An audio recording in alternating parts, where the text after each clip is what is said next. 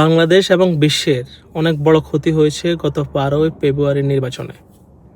এই নির্বাচনে যদি জামাত ইসলামের আমির ডক্টর শফিকুর রহমান সাহেব যদি জিতত বা উনি যদি প্রধানমন্ত্রী হইতো, তাহলে আমরা যে দেখতে পাচ্ছি ইরান আমেরিকার যুদ্ধ, সেটা আমরা দেখতে পাইতাম না। কারণ শফিক সাহেবকে জিজ্ঞেস না করে ট্রাম্প কখনোই ইরানে হামলা করতো না, কারণ উনি জান্নাতি দলের আমির। ওনাকে জিজ্ঞেস করে যদি ট্রাম্পে কাজগুলো করতো, ট্রাম্পের উপর তো ঠাড়া গজব পড়ে যেত।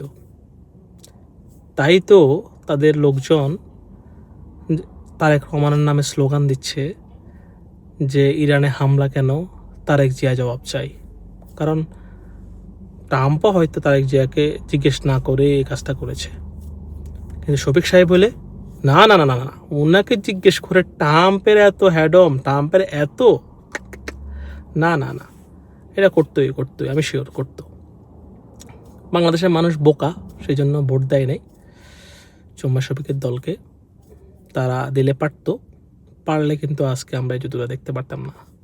বাংলাদেশে এখন যে পাম্পে জ্বালানির তেল নাই, 12ই তারিখ যদি শফিক সাহেব যদি জিতত, যেখানে যেখানে যে পাম্প আছে সেখানে এক একটা খনি উঠতো, কারণ উনি জান্নাতি দলের আমির। উনার চাওয়াতেই তো সব কিছু হয়ে যেত।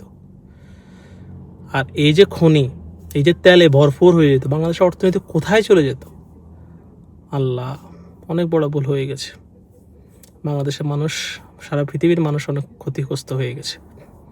কিন্তু দেখেন না, আপনি পাকিস্তানের দিকে তাকেন, এই জামাতে ইসলাম বা আনাগাউন টানেল পার্টির ABCDর যে আদর্শিক দেশ পাকিস্তান, তারা নাকি অনেক কিছু বন্ধ করে দিচ্ছে, PCL এর খেলা 2টা স্টেডিয়ামে করতেছে, অনেক কিছু। এগুলা তাদেরও কপাল খারাপ, কারণ জামাতে ইসলাম সেখানে ক্ষমতায় নেই।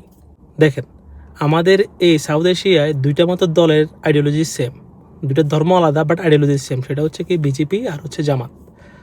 তো বিজেপিতে কিন্তু নরেন্দ্র মোদী ক্ষমতায় আছে, ভারত থেকে তেলের অভাব হচ্ছে না? না না, হচ্ছে না। রাশিয়া থেকে তেল কেনার অনুমতি দিচ্ছে, ইরান থেকে কিনছে, বিলিয়ন বিলিয়ন ডলার তেল কিনছে।